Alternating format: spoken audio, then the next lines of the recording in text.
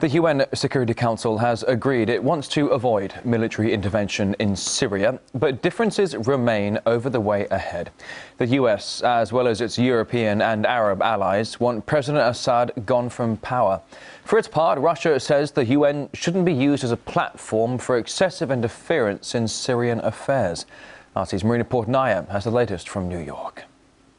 The United States, France, Britain, Qatar, and all those countries supporting this draft resolution said that there would be no military intervention imposed in Syria if the draft resolution was adopted.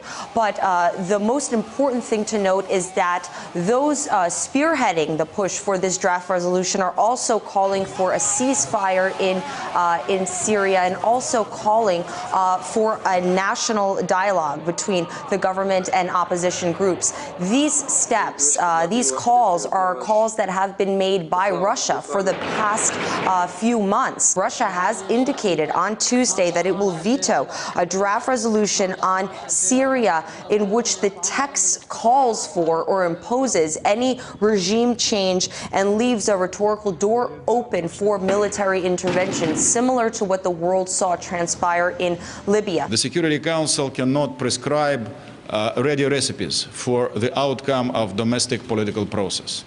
It's not in the Charter. We don't want the Security Council to fall into the habit, because once you start, it's difficult to stop.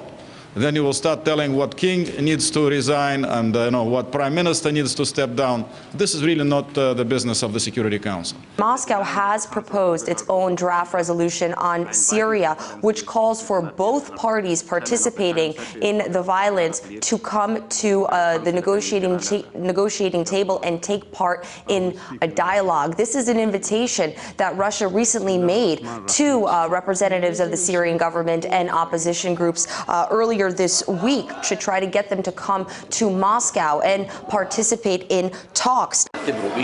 Russia has taken a positive position. The draft resolution Moscow proposed demands an immediate end to the violence. Another positive point is the call for the government and the opposition to sit down for talks. We all want a political solution to the crisis in Syria.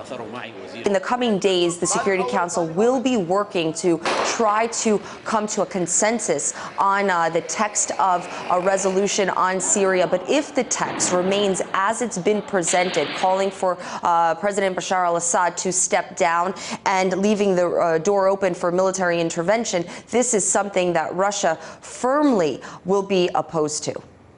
RT's Marina Portnaya there reporting. Well, the West has made a habit of using the UN to legalize its aims of regime change in other countries. Well, this according to peace activist Jacob Hornberger.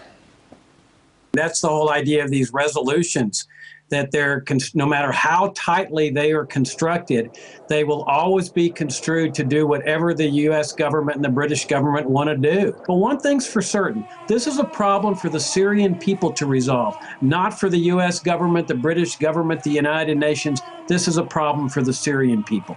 So obviously the main thrust of U.S. foreign policy is regime change. We've seen that time and time again.